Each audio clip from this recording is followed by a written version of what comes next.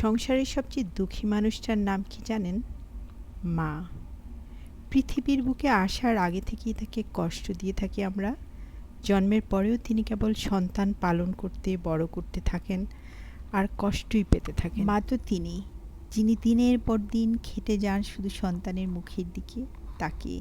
নিজের সুখ বিসর্জন দিয়ে দেন, নিজের শখের জিনিসটা না খেয়ে সন্তানের হাতে তুলে দেন।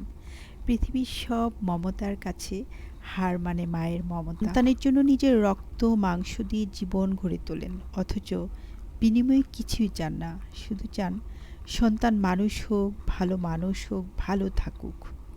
মায়ের স্বপ্ন ও সন্তানের বাস্তবতা মা সন্তানের দিকে তাকিয়ে ভাবে, এই তো আমার ছেলে বড় হয়ে মানুষ হবে, আমার পৃথিবী নতুন করে সাজাবে। কিন্তু দুঃখজনক হলেও সত্য, অনেক সন্তানই মায়ের সে স্বপ্ন পূরণ করতে পারে না। কারো কারো আকাশে পূর্ণিমার চাঁদ মেঘে ঢেকে যায়, তেমনি কোনো সন্তান মায়ের আশা ভঙ্গ করে মায়ের পৃথিবীতে নামিয়ে আনে অমাবস্যার অন্ধকার। তবুও মা বদদোয়া করেন না, কারণ মা তো মা, তিনি কেবল দোয়া করতে জানেন। মায়ের ভালোবাসা সব সময় এরকম, আমরা বদলে যাই কিন্তু মা কখনো বদলায় না। কিন্তু সন্তান মায়ের সে ত্যাগকে আলোকিত করে চাঁদের মতো, মায়ের পৃথিবীকে জ্যোৎস্নায় ভরিয়ে দেয়। তখন মা আবার বেঁচে থাকার স্বপ্ন দেখে। প্রতিটি মা চায় তার সন্তান সৎ পথে থাকুক, মানুষের মতো মানুষ হোক। মায়ের শিক্ষা কোনো দিনও সন্তানের বিপদগামিতার জন্য নয়, কিন্তু আমরা অনেক সময় ভুলে যাই মায়ের সে অমূল্য শিক্ষা। যার মা নেই সেই বোঝে পৃথিবীতে, যার মা নেই সেই বুঝে তার পৃথিবীটা কতটা নির্দয়।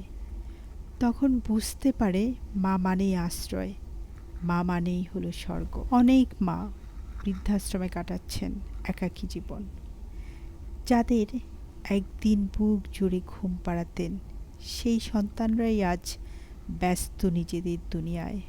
অথচ সেই মায়ের ফোনের অপেক্ষা, চোখের জলে ভেজা রাত কেউ দেখে না।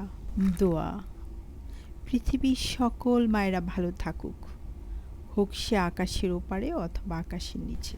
মায়ের জন্যই পৃথিবীটা এত সুন্দর, মায়ের জন্যই প্রতিটি সন্তানের জীবন এত আলোকিত। আমাদের যাদের মায়েরা বেঁচে আছেন, প্লিজ আমরা চলুন সবাই মায়ের জন্য আলাদা করে সময় দেই।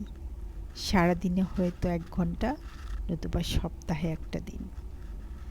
আর যাদের মারা এখন বেঁচে নেই পৃথিবীতে, তাদের জন্য যেন আমরা দোয়া করতে থাকি, রব্বির হামহুমা কামা রব্বায়ানি সগীরা।